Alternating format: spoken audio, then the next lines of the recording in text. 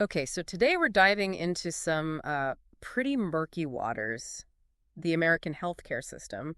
And yeah, the forecast isn't looking too sunny. We're starting with a story. It's so strange. It almost feels like a dark comedy.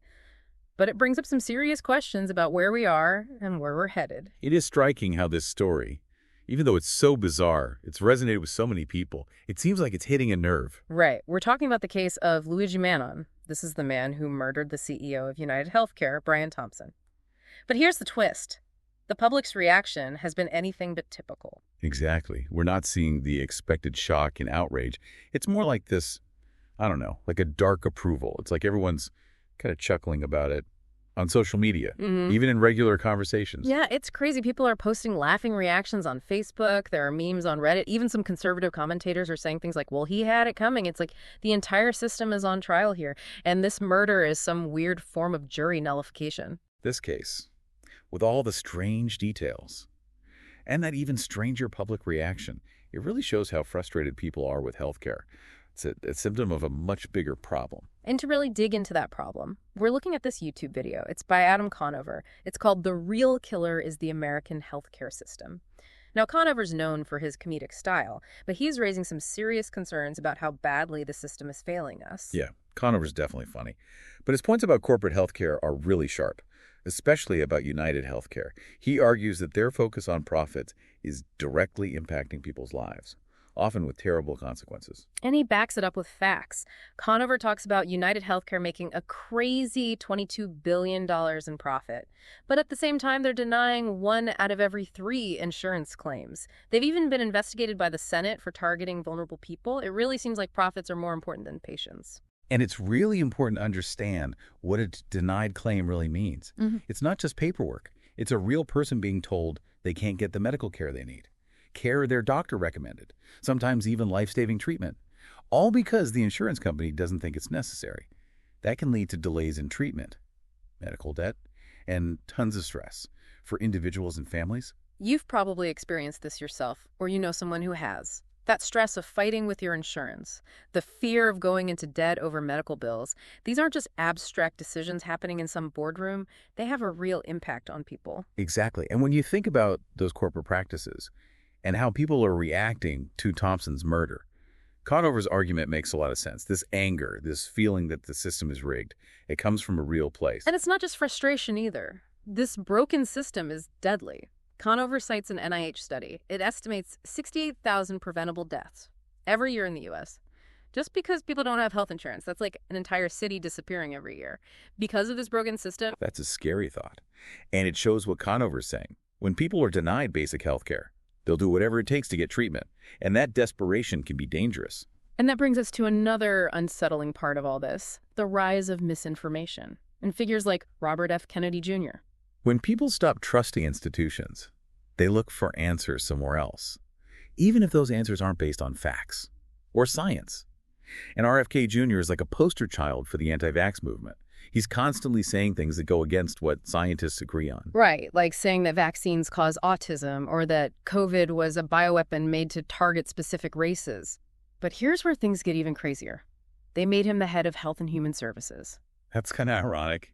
And it could have really bad consequences. The agency in charge of public health is now run by someone who basically rejects accepted medical science. It's insane. We have the system that can't even give people basic care, so they turn to unreliable sources for information. And now the guy promoting those sources is in charge of public health policy. It's like we're headed for a train wreck. Yeah, it really does seem like everything's going wrong at the same time.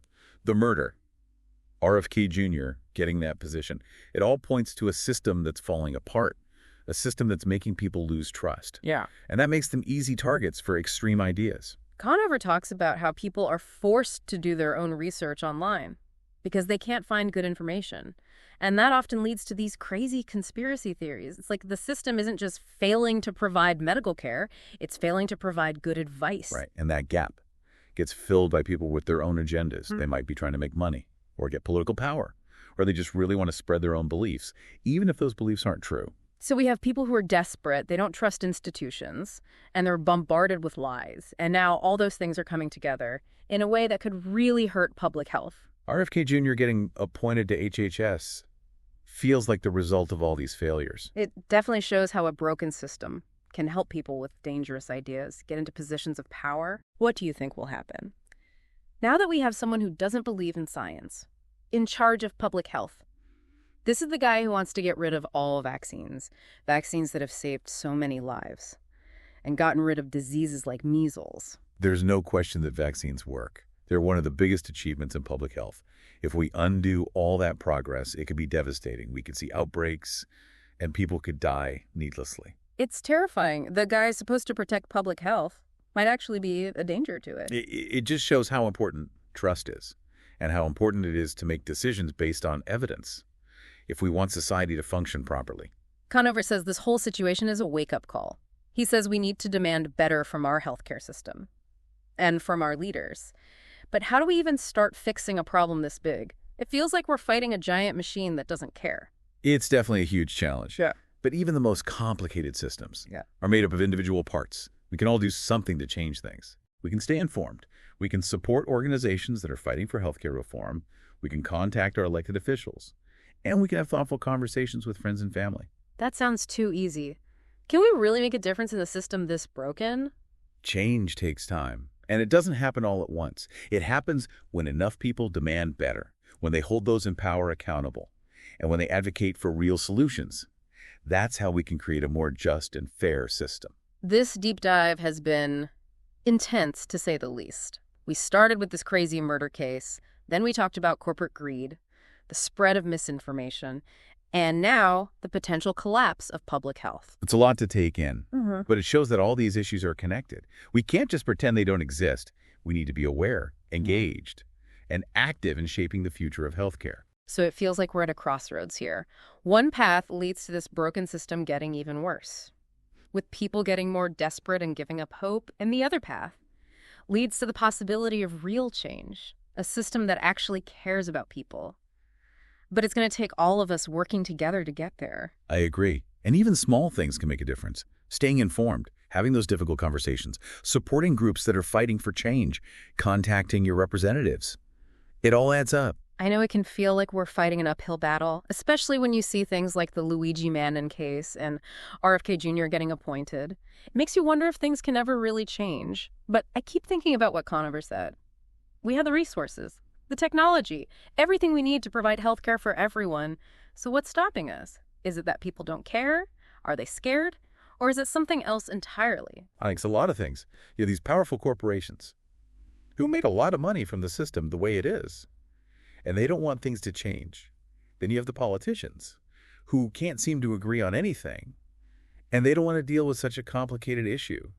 And yeah, some people just don't care, or they feel like nothing they do will make a difference. And that's exactly why this deep dive is so important. We can't afford to be apathetic. We need to stay informed, get involved, and demand better.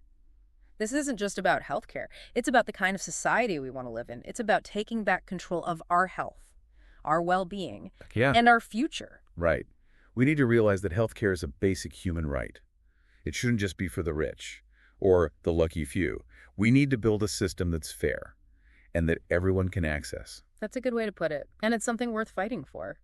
We've talked about a lot today, and it's easy to feel overwhelmed by all the problems and challenges. But I want you to leave here feeling hopeful, feeling like change is possible. But we need to work together to make it happen. So what can people do? First, stay informed. We'll have links to everything we talked about in the show notes so you can learn more about this issue. Second, talk about it. Share this deep dive with your friends and family. Start those conversations. Challenge the way people think. And don't be afraid to speak your mind. And finally, remember that you have a voice. Contact your elected officials. Support organizations that are working to improve healthcare. And get involved in your community. Every action you take, every time you speak up, it helps move us towards a better future. This deep dive has been quite a journey. We talked about some uncomfortable truths. We wrestled with some really complex issues. And I think we all felt a little overwhelmed at times. But we also found some hope. We saw that change is possible if we're willing to fight for it. Remember, the future of healthcare isn't set in stone. We create it together through our actions, our choices, and our determination to demand better. Thanks for joining us on this deep dive. We'll be back next week with a new topic and more insights to share. Until then, stay curious, stay involved, and most importantly, stay hopeful.